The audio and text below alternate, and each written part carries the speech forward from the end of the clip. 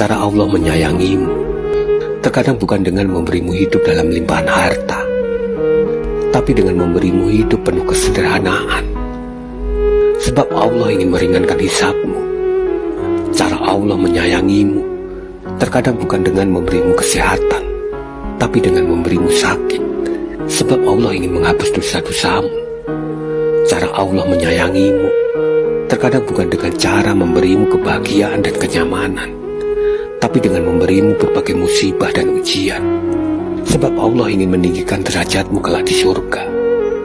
Cara Allah menyayangimu terkadang bukan dengan cara mengabulkan apa yang kamu inginkan, tapi dengan menunda doamu atau menggantikan sesuatu yang lain. Sebab Allah tahu bahwa ada bahaya di balik yang kamu minta. Untuk itu, tetaplah berprasangka baik pada Allah atas segala kesusahan.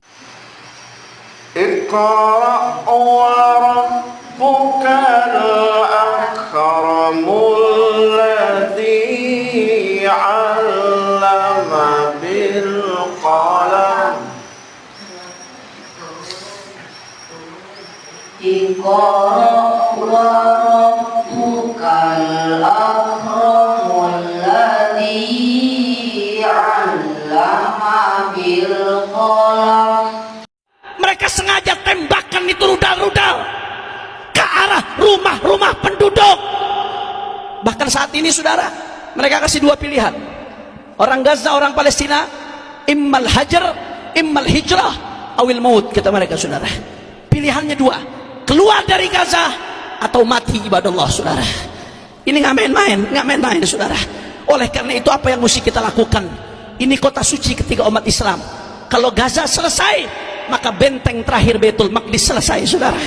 Ini benteng ke Baitul Maqdis selesai, kota suci ketiga umat Islam. Kalau ini berhasil mereka hancurkan, mereka rebut, siapa yang jamin ke depan Mekah Madinah tidak diganggu saudara?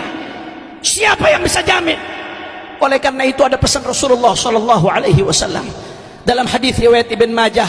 Rasulullah ditanya, ya Rasulullah, aftina an Baitul Maqdis. Ya Rasulullah, berikan kami fatwa tentang Baitul Maqdis ya Rasulullah. Apa kata Rasulullah? U'tuh fasallu fi. Kata Rasulullah, datangi Baitul Maqdis, salatlah di dalamnya, kata Nabi Muhammad sallallahu alaihi wasallam.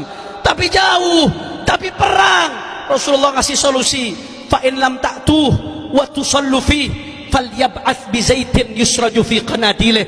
Kalau kamu nggak bisa datang, kata Rasulullah, kamu nggak bisa salat di sana, maka minimal kirimlah minyak, kata Rasulullah.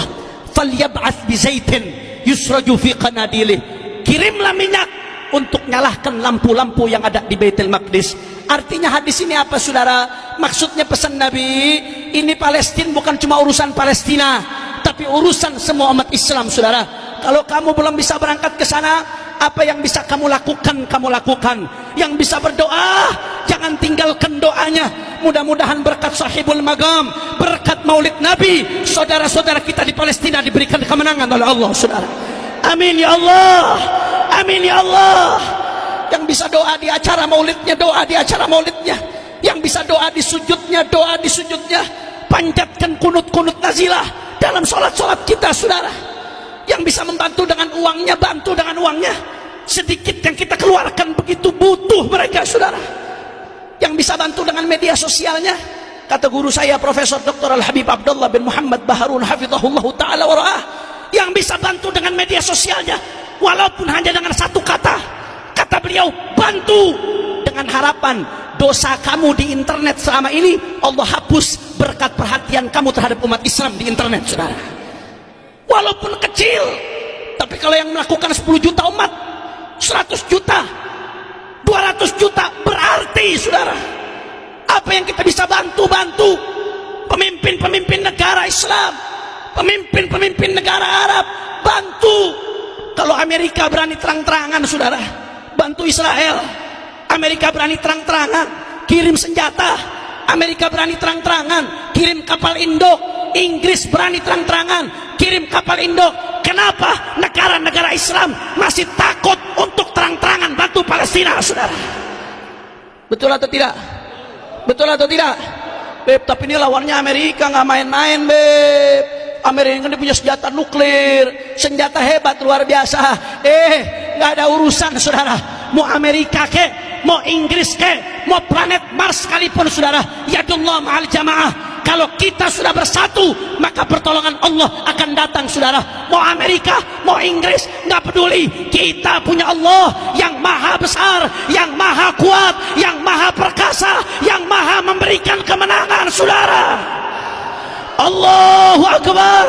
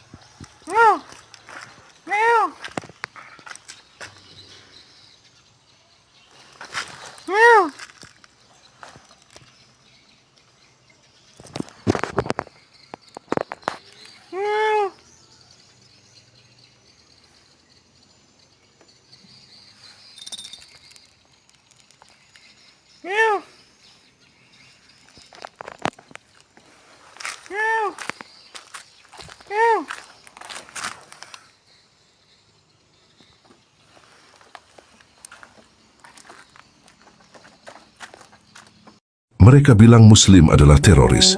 Dan kita semua tahu, siapa yang memulai Perang Dunia Pertama bukan Muslim. Siapa yang memulai Perang Dunia Kedua bukan Muslim. Siapa yang membunuh sekitar 20 juta orang asli di Australia bukan Muslim. Siapa yang menjatuhkan bom nuklir di Hiroshima dan Nagasaki bukan Muslim. Siapa yang membunuh lebih dari 100 juta orang Indian di Amerika Utara bukan Muslim. Siapa yang membunuh lebih dari 50 juta orang Indian di Amerika Selatan bukan Muslim. Siapa yang mengambil sekitar 180 juta orang Afrika sebagai budak dan 88% meninggal di Samudra Atlantik bukan Muslim.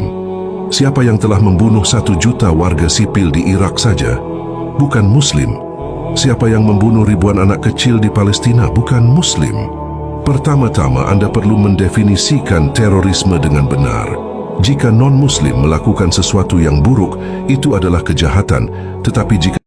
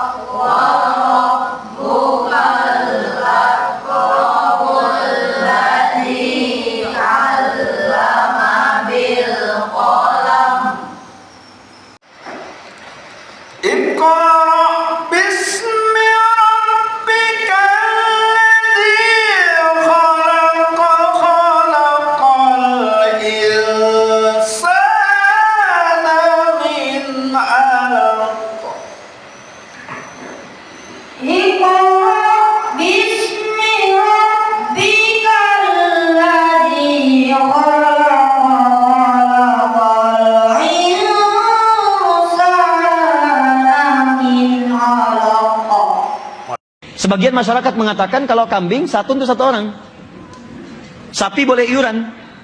Maaf, tidak semua untuk satu kambing itu tidak harus untuk ditujukan seorang, tidak. Boleh satu keluarga, misal satu kambing diniatkan untuk satu keluarga, boleh. Ya, jadi nggak usah kemudian diseling, ini tahun ini sebulan, tahun ini sebulan, tidak. Kalau anggarannya cukup untuk satu-satu, silakan satu-satu. Kalau satu itu tidak ada yang lain, yang ada cuma 2,5 juta, pengen beli kambing satu, boleh Saya berkurban untuk satu keluarga. Dalilnya apa? Nabi mengatakan, Allahumma hadza min Muhammad wa ali Muhammad wa umat Muhammad. Ya Allah, tolong terima kurban saya dari Muhammad dan keluarga besar Muhammad. Dan untuk umatnya Muhammad yang selama hidupnya nggak bisa kurban. Nabi Muhammad SAW. Untuk umatku ya Allah, yang mungkin selama hidupnya nggak pernah kurban. Nabi mewakilinya. Itu luar biasa.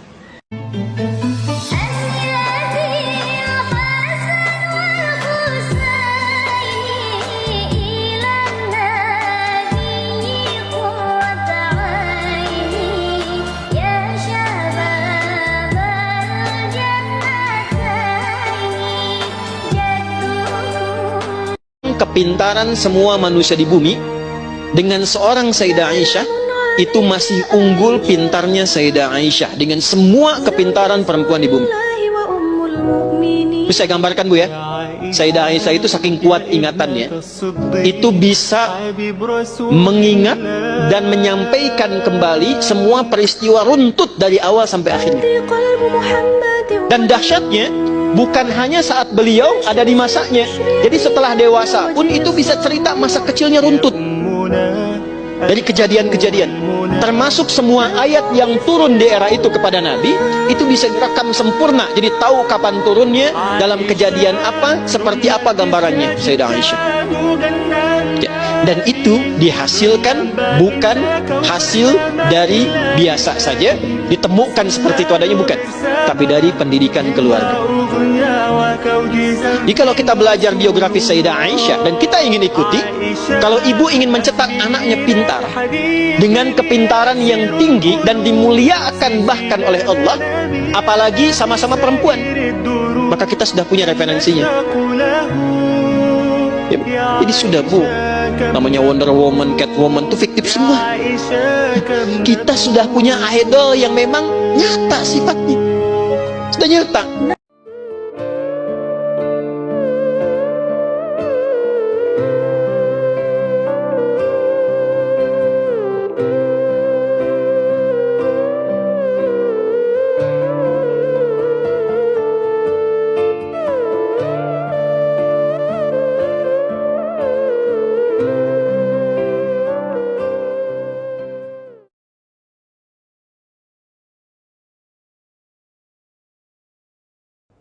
Dari Abu Hurairah juga diriwayatkan baginda Nabi SAW bersabda, "Rubba sha'imin laisa lahu min siyamihi ilal ju'."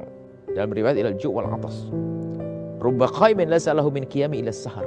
Alangkah banyaknya orang berpuasa tidak ia dapatkan kecuali hanya lapar. Dalam riwayat lapar dan dahaga. Dan alangkah banyaknya orang yang bangun di tengah malam yang ia dapat hanya capeknya begadang. Kenapa? Dia melakukan itu semua adalah dibarengi dengan kemaksiatan yang menghabiskan pahala. Jadi sebagian orang tidak sadar bahwasanya kadang melakukan kebaikan dibarengi dengan kemaksiatan. Harapannya adalah diterima kebaikannya, tapi kemaksiatannya telah menghabiskan pahalanya. Dapat apa dia? Dapat dosa malahan. Maka dari itu dalam kita berpuasa hendaknya kita bisa menghindarkan hal-hal yang menjadikan Allah murka. Seperti tadi menggunjing, mencaci, mengolok. Lesan kita jaga. Tidak mudah emosi. Kita latih di bulan Ramadan sehingga nanti keluar dari bulan Ramadan kita juga tetap dalam keadaan normal, tidak gampang terpengaruh dengan berita apapun yang sampai ke telinga kita, sehingga kita tidak memberikan reaksi yang negatif terhadap. Berapa banyak orang puasa dari subuh sampai maghrib, dia berpuasa menahan lapar, haus dia tahan, ya Allah ntar tidur, bangun lagi, sholat lagi, kelaparan dia rasa, tapi ternyata yang dia tahan cuman lapar dan haus. Kenapa? Pahala puasanya sudah hilang. Isinya selama 1 hari walaupun dia nahan makan dan minum, tapi dia ngomongin orang, gibahin orang, ya, nyari-nyari kesalahan orang lain, berkata kotor. Mohon maaf, hati-hati ibu-ibu sekalian, lagi puasa ngomongin yang vulgar dan kotor itu pun batal pahala puasa. Bukan puasanya, pahala puasa. Ibu, suami libur, lagi bulan Ramadan, ngobrol sama suami. Tiba-tiba yang diobrolin tentang masalah-masalah vulgar. Ya nanti kalau udah maghrib ya. Maghrib gitu. Iya, emang kenapa kalau udah maghrib? Iya pokoknya begitu ya Yahya. Yang diomongin macem-macem dan sampai masuk dalam kategori pembahasan suami istri yang harusnya nggak dibahas gitu. Ketika puasa itu dapat membatalkan pahala puasa. Ya. Jadi ini harus hati-hati, jangan sampai kebablasan. Apalagi ngomongin orang lagi puasa, enak apa enggak? Benar. Ketemu di majelis ta'lim nih, di majelis Rumil. Ya, Masya Allah, ada aja kesalahan orang lain yang nampak di hadapan kita. Padahal kita lagi puasa, itu membatalkan pahala puasa secara pahala. Tapi tidak secara zohir. مقولي حبيتك عذوقي لقيتك بعيوني فانت وبس ليالي ليالي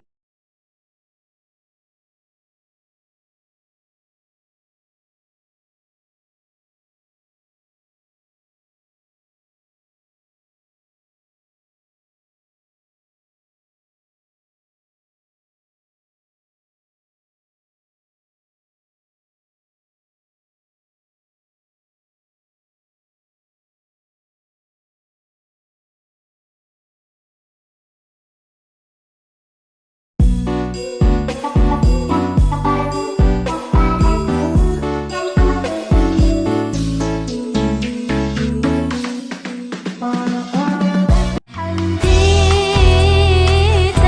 يوم ما تلاقينا لما حكينا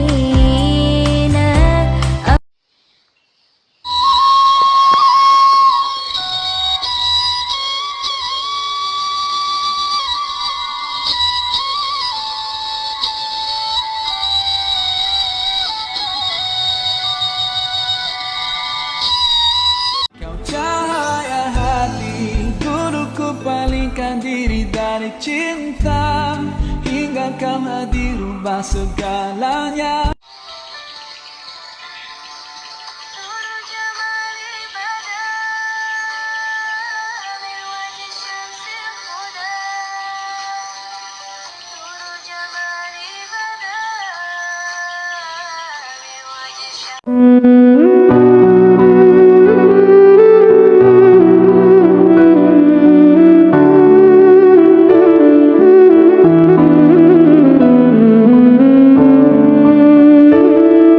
Dari Anas bin Malik radhiyallahu anhu, Rasulullah shallallahu alaihi wasallam bersabda, ada 5 perkara yang membatalkan pahala orang yang berpuasa, yaitu berdusta, berghibah, mengadu domba, bersumpah palsu, dan memandang dengan syahwat. Rahmat melimpah, damainya ku rasakan. Ramadan, bulan Al-Quran, mendidik jiwaku, menyuburkan iman. Ku harapkan terus bersamamu selamanya.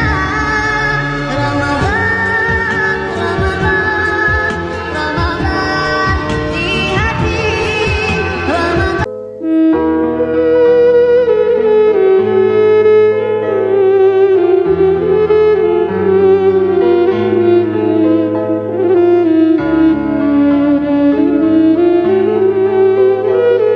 Lima ulama Indonesia yang kealimannya diakui dunia. Bahkan karya-karyanya menjadi rujukan ulama, Jazirah Arab dan Asia. 1. Syekh Nawawi Al-Bantani, lahir di Serang, Banten pada tahun 1813 dan wafat di Mekah pada tahun 1897. Di antara karyanya yang terkenal adalah Tafsir Al-Munir lil Muallim. 2. Syekh Hatib Al-Minangkabawi, lahir di Kota Tua, Sumatera Barat pada tahun 1860 dan wafat di Mekah pada tahun 1916. Dan dia dipercaya menjadi imam besar Masjidil Haram pertama dari Indonesia. 3. Syekh Muhammad Yasin Al-Fadani, lahir di Padang, Sumatera Barat pada tahun 1915 dan wafat di Mekah pada tahun 1990. Di antara karyanya adalah Fawaidul Janniyah yang menjadi mata kuliah di Fakultas Syariah Al-Azhar Kairo, Mesir. 4. Syekh Arsyad Al-Banjari, lahir di Banjar, Kalimantan Selatan pada tahun 1710 dan wafat pada tahun 1812. 5. Syekh Sulaiman Ar-Rasul Minangkabawi, lahir di Candung, Sumatera Barat pada tahun 1871 dan wafat pada tahun 1970.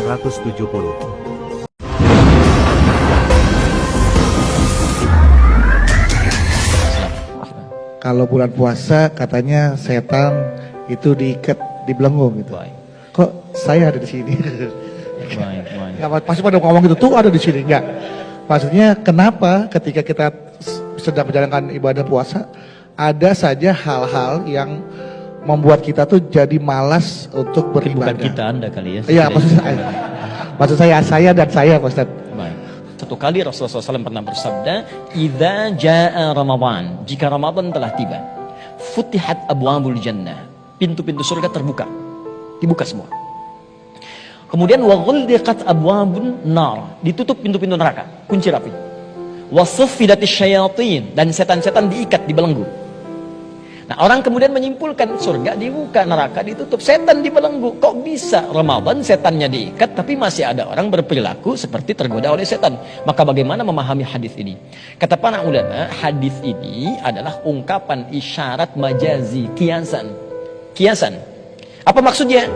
Pertama, pintu surga dibuka karena saat Ramadan banyak orang kemudian meningkatkan amal soleh.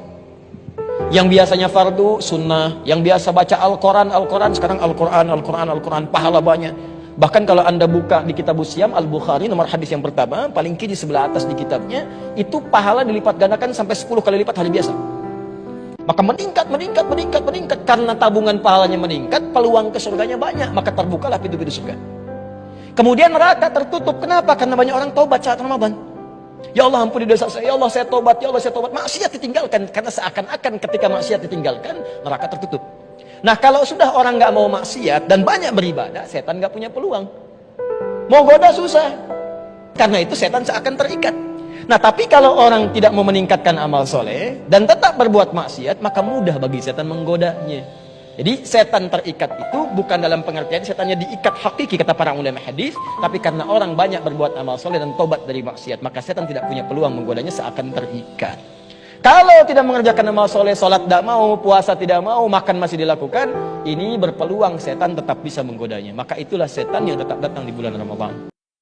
لو كان بيننا الحبيب لدنا القاسي والقريب من طيبة قبل المغيب طالبا قرب الحبيب لو كان بيننا الحبيب لدنا القاسي والقريب من طيبة قبل المغيب طالبا قرب الحبيب بقربه النفس تطيب وتدعو الله فيجيب أنوار طه لا تغيب بلغنا لقاه يا مجيب.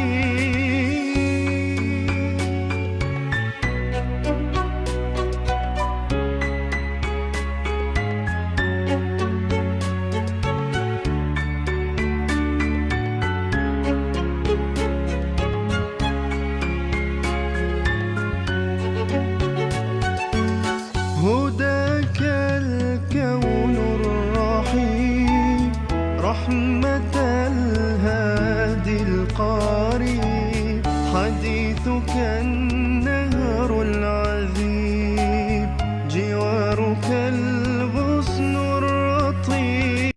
5 perkara bikin batal habis pahala puasamu. Nih Bu, kalau saya lihat-liatin pahala puasa nih kayak orang niup balon. Biar gampang Ibu bayanginnya. Dari pagi tuh Bu sampai ke maghrib, kamu tuh kayak lagi niup balon pahala puasa. Tambah gede, tambah gede, tambah gede, tambah gede. Sampai datang maghrib, tuh udah jadi gede. Tinggal ikat.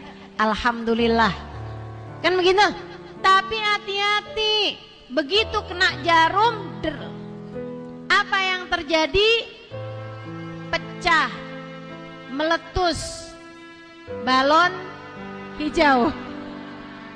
Itu gara-gara 1 jarum bisa habis, nggak bersisa. Bukan jadi kecil, bukan jadi pahalanya berkurang, enggak, habis sama sekali. Ini kata Nabi Muhammad, khamsun yuftirnas shaim, 5 perkara bikin batal habis pahala puasamu. Apa aja itu? Riba, ngomongin orang, namimah, ngadu domba, kadzib, bohong, al-yaminul fajirah, sumpah palsu, dan yang kelima an-nadhar bisyahwah, melihat dengan syahwat.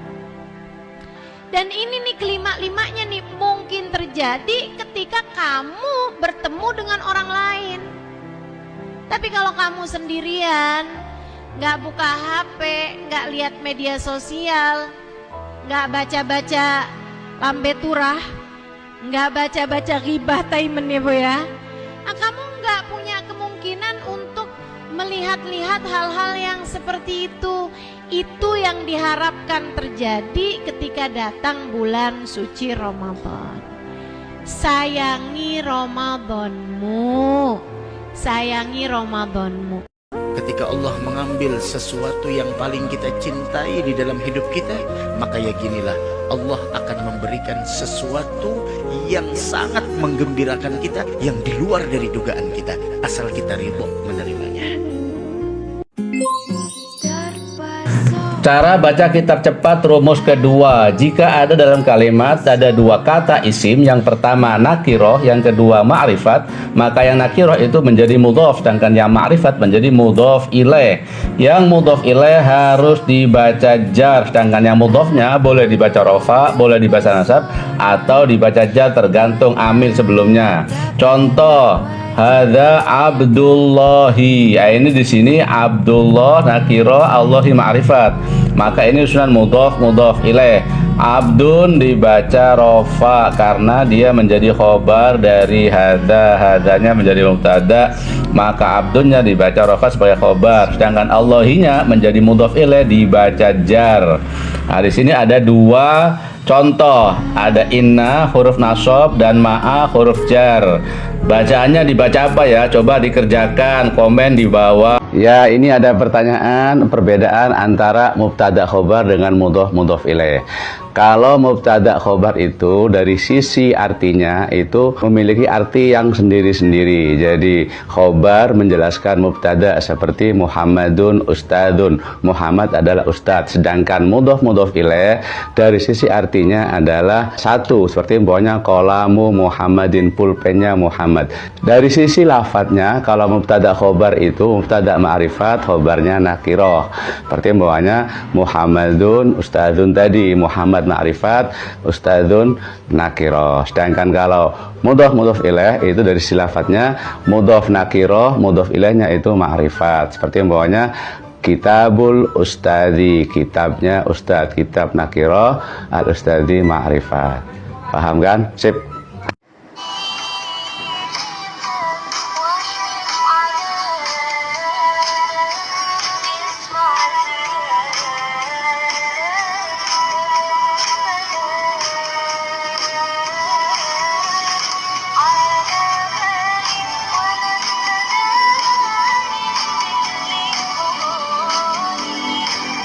Ustadz Abdul Somad ditanya siapa pembuat sholat sunat tarawih sehingga dilakukan setiap Ramadan. Siapa yang membuat tarawih? Umar bin Khattab. Siapa imam yang diangkat? Ubay bin Ka'ab. Nabi tarawih 3 malam. Satu malam Nabi datang tarawih, jamaah ramai. Malam kedua, jamaah ramai. Malam ketiga, jamaah ramai. Nabi tak datang. Besok pagi jamaah bertanya, Nabi, malam tadi kami ramai, kenapa Nabi tak datang? Kata Nabi, khasyitu an tufradu alaikum. Aku takut kalau dibuat tiap malam tarawih kau jadi wajib. Tapi jangan gara-gara kau esok tak sembahyang tarawih. Tanya, kenapa kalian tak tarawih? Nabi cuma 3 malam. Pada masa Umar bin Khattab, diangkatlah imamnya namanya Ubay bin Ka'ab, dibuat satu malam 23 rakaat, dan yang menjadi imam orang paling bagus hafalannya, paling hebat suaranya, Ubay bin Ka'ab. Witir 3, 23 rakaat. Pada masa Umar bin Abdul Aziz, 36 rakaat, tambah witir 3, 39 rakaat. Dalam kitab Sunan Tirmidzi 41 rakaat. Di Sun'ah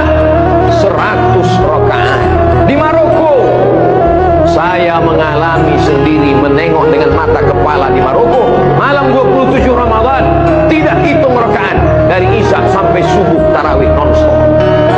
Tapi imam ganti-ganti. Kalau dia meninggal. Kenapa disebut dengan tarawih? Tarawih artinya istirahat. 1 kali istirahat tarwihah, 2 kali istirahat tarwihatani, 3 kali istirahat tarawih. Tarwihah, tarwihah, tarwihah, tarawih. Kenapa duduk istirahat? Duduk istirahat karena ayatnya panjang. Setelah ayat panjang kaki kesemutan, duduk istirahat. Ada 6 ciri perempuan yang tidak dilayak dijadikan istri atau dinikahi. Pertama adalah annanah, perempuan yang banyak mengeluh, berkeluh kesah, tidak pernah bersyukur dan selalu tidak pernah cukup dengan apa yang dia miliki. Yang kedua itu adalah mannanah, perempuan yang seringkali mengungkit-ungkit kesalahan suami, mengungkit hal-hal yang tidak dia rasa itu menyenangkan dirinya, jadi seringkali mengungkit. Dan yang ketiga adalah hannanah, perempuan yang sering membayangkan pasangan orang lain atau tidak setia lah secara hati, pandangan, itu seringkali membandingkan suaminya dengan laki-laki lain. Yang keempat adalah cirinya perempuan itu disebut dengan haddaqah. Haddaqah ini adalah perempuan yang seringkali menuntut berlebihan kepada suaminya karena dia tidak pernah bersyukur dan selalu ingin hal-hal baru yang menurut dia itu harus dicapai, sehingga walaupun dia tahu suaminya itu tidak mampu untuk membelikannya atau memenuhinya, tapi selalu menuntut dengan tuntutan yang memberatkan pasangannya. Kemudian yang kelima adalah barokah. Barokah ini adalah perempuan yang sering bersolek, bertabaruj, mencari perhatian orang lain apalagi di luar rumah selain suaminya. Dan yang keenam itu adalah syaddaqah. Syaddaqah ini adalah perempuan yang cerewet, yang tidak bisa menjaga ucapannya, yang ucapannya itu selalu keluar kata-kata buruk dan menjadi doa buruk buat pasangan ataupun anak-anaknya. Maka ini adalah 6 ciri perempuan yang harus dihindari. Mudah-mudahan kita sebagai perempuan juga bisa menghindari 6 hal tersebut, karena Syekh Maimun Zubair mengatakan kalau kita pengen punya anak yang solih-solihah, salah satu tiang atau paku induknya itu berpusat di seorang ibu. Jadi kalau pengen punya anak soleh, carilah ibu yang solihah dan carilah perempuan yang tidak begitu cinta terhadap dunia. Karena kalau kita menikah dengan perempuan yang sangat cinta terhadap dunia, maka anak-anak kita juga akan cinta kepada dunia dan lupa kepada akhirat.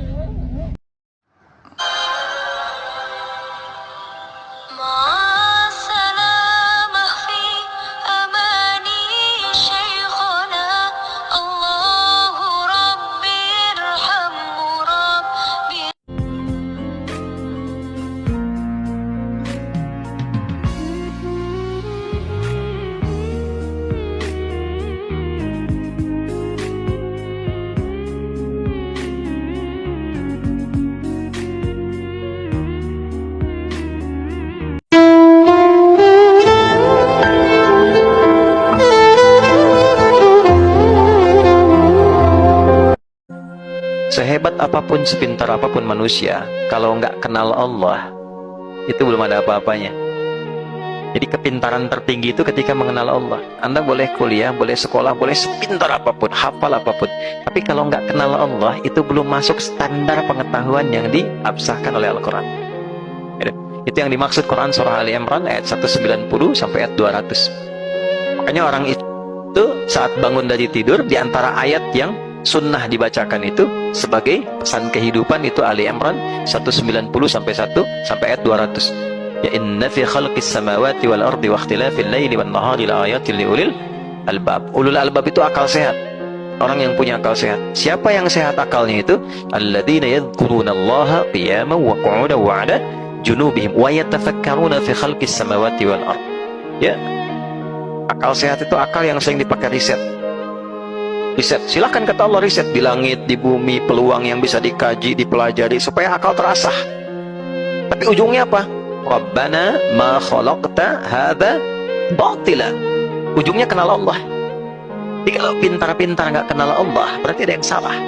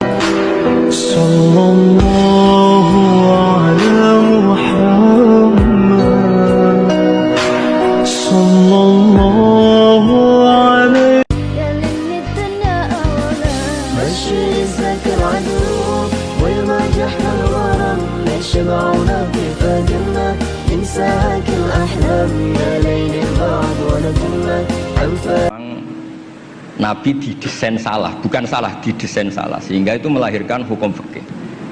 Nabi itu pernah sholat duhur, itu di riwayat Bukhari hanya 2 rakaat. Setelah itu pulang sampai pintu gerbang mau sampai dalam, sahabat yang kayak kita ini senangnya bukan main, karena ini revisi hukum dari 4 menjadi 2. Senangnya minta ampun itu. Yang kayak saya lah, termasuk jenengan semua. Terus kemudian sahabat yang akabirus sahabat karena beretika gak berani negur, gak berani tanya. Tapi ada sahabat namanya Dzulyaden. Maksudnya menjelaskan dikatakan Pak Quraisy, yang dilakukan Nabi pun ada yang tidak dari wahyu, dan itu bisa dengan arti desain Allah salah untuk syariat. Akhirnya Nabi ditegur sama Dzulyaden, aku siroti sholatu amnasita ya Rasulullah. Apa ini sholat sekarang jadi 2, apa memang kau lupa? Nabi masih menjawab kullu dzalika lam yakun, itu semua agak terjadi. Nabi kembali tanya semua sahabat, ahakun maqalahu Dzulyaden, apa benar yang dikatakan Dzulyaden? Semuanya bilang benar, tadi engkau sholat hanya 2 rakaat. Terus Nabi takbir lagi menambahkan 2 rakaat. Makanya terkenal di kalangan ahli tafsir, Nabi ngendikan ma kuntu ansa walakin unassa li as-sunnah. Saya ini tidak pernah lupa, tapi didesain Allah lupa supaya orang tahu kalau sholat lupa itu kayak apa. Alhamdulillah kita sering lupa, jadi ya. Kedua itu peristiwa Nabi itu mau sholat, sudah mau takbir, sudah di mihrab. Kata Nabi, makanakum, kamu diam di sini aja. Terus Nabi pulang, setelah kembali ke masjid atau musola, yakturu ra'suhu ma'an, kelihatan habis mandi junub. Terus kata Nabi, oh ya tadi saya lupa belum mandi junub, makanya pulang terus mandi. Kata banyak kiai itu, kalau kita tidak akan Gus lupa itu. Ya lupa itu, maksudnya lupa mandinya apa lupa junubnya tidak tahu saya. Kata kiai yang bela Nabi, itu menunjukkan Nabi itu mesra. Mau sholat saja masih dapat jatah katanya. Nah kalau kiai kan tidak mesra, makanya tidak ngalami itu kan. Tapi intinya Nabi itu manusiawi sekali, dia pernah lupa sudah di itu. Kalau yang melakukan Pak Rektor mesti mikir apa ya, semua mikir gitu. Pak Rektor sholat duhur 2 rakaat pasti mikir apa tuh nganti lali kan gitu. Sebetulnya itu meraktekkan sunnah Rasul tadi, benar.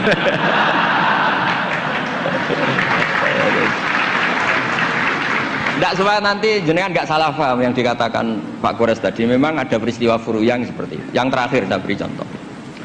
Sholat qadha itu normalnya tidak wajib. Normalnya secara fikih tidak wajib karena timingnya, waktunya sudah kelewat. Misalnya anak SD atau SMP sekolah jam 2 siang, datang jam 4 sore, kan normalnya sudah nggak ada gunanya karena waktunya sudah selesai. Padahal sholat itu berwaktu. Tapi karena Nabi pernah qadha, Nabi itu pernah, dan Nabi itu memang luar biasa. Pas qadha saja didesain nggak salah, padahal mestinya qadha itu kan gimana gitu. Nabi itu sudah sekitar 3:30 lalu jam 3 bilang ke Bilal, Bilal saya ini ngantuk mau tidur. Dah tidur saja ya Rasulullah, saya ini mau sholat malam sampai subuh, tenang saja. Ya kalau gitu ikhla' lana lail, kamu jaga. Ya tenang aja Nabi. Setelah sholat ternyata Bilal ketiduran juga.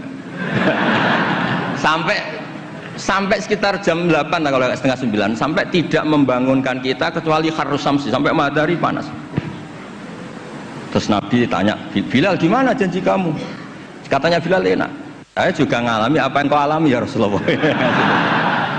Akhirnya terus Nabi nyuruh Bilal, walhasil diadakan sholat jamaah. Nah berkahnya Nabi didesain lupa tadi diketahui kalau sholat qadha itu wajib. Andai tidak terjadi kesalahan itu, maka qadha itu tidak wajib karena momentumnya sudah kelewat.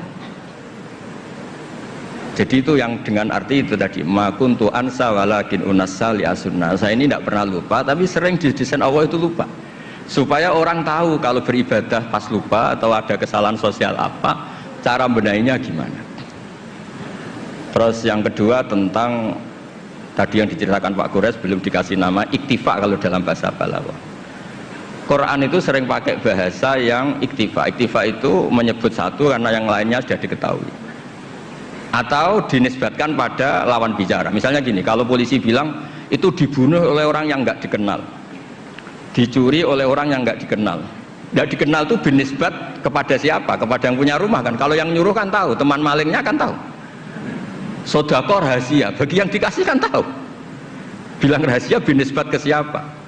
Nah begitu juga Quran sering cerita, alladzina yu'minuna bil ghaibi. Semua orang Islam itu iman sama Nabi Muhammad SAW.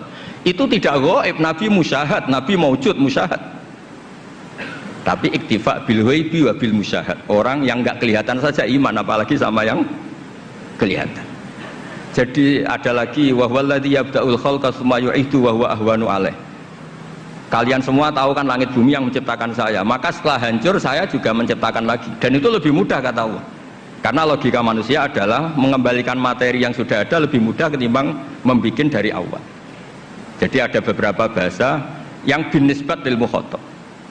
Sehingga bahasa Quran itu sering pakai misalnya nyun sewu wajadaha takhrub, matahari kamu lihat tenggelam. Allah tidak pernah cerita faidan asyamsu gharibah, matahari tenggelam. Nggak mungkin matahari yang al-jirmul akbar, fisik yang lebih besar, tenggelam di bumi yang lebih kecil, nggak ada. Tapi fi nazaril aini, menurut pandangan mata, matahari sekarang sudah tenggelam di gunung itu. Wajadaha takhrub. Nah, di ayat-ayat seperti ini Quran sangat fasih sekali. Misalnya ngendikan watarol jibala tahsabuha jamidata wa hiya tamurru marras sahab.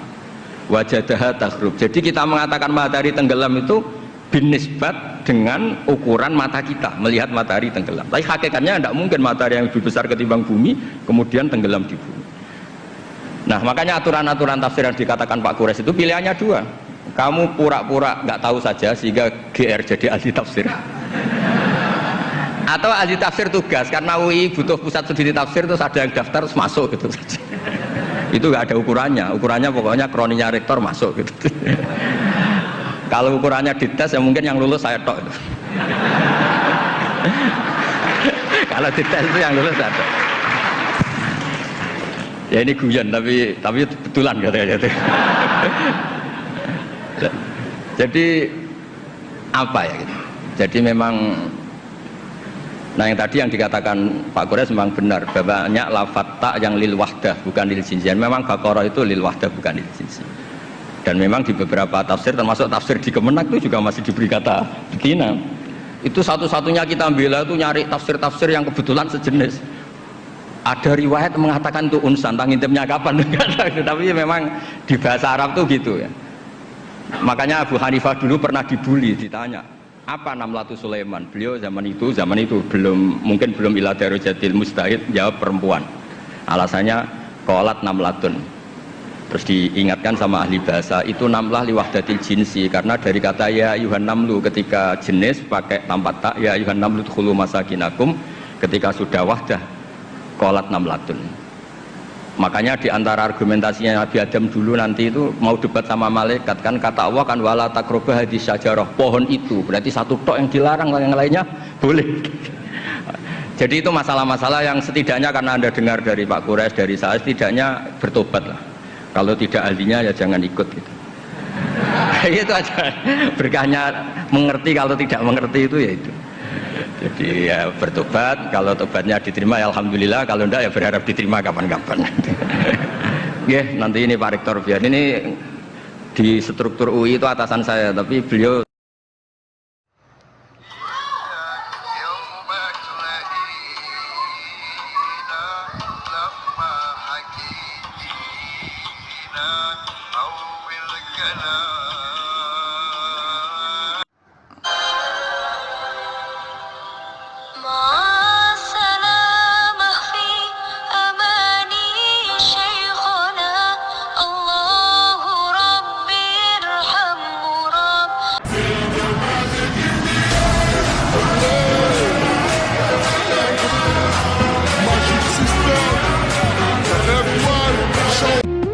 Yang sulit adalah introspeksi diri. Yang mudah adalah menghakimi. Jangan merasa diri menjadi paling benar dan paling baik dari segala sisi. Jalani hidup dengan menyadari bahwa setiap manusia memiliki kekurangan, terutama diri sendiri.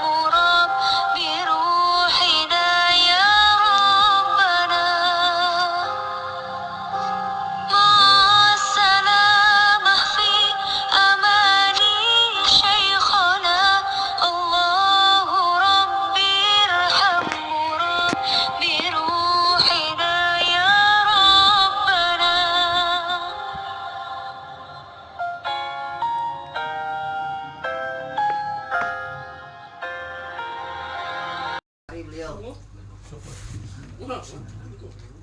Ajas tuka bi imamatin kama ajazani Ustazi Syekh Haji Abdul Dahlan. Qabiltu barakallahu fiik. Dan jadi pang sampai ini soban halus benar lain nang pecang dulu akan ada jenjang ini halusan. Tapi ya nanti ijazahnya Abu Musa Al-Asy'ari sahabat Rasulullah mengulangi sahabat terus lanjut sampai kepada si Yasin. Si Yasin Al-Fadani, guru Abdul Dahlan, guru Fahri Jamil. Qabiltu jadah ibu. Alhamdulillah.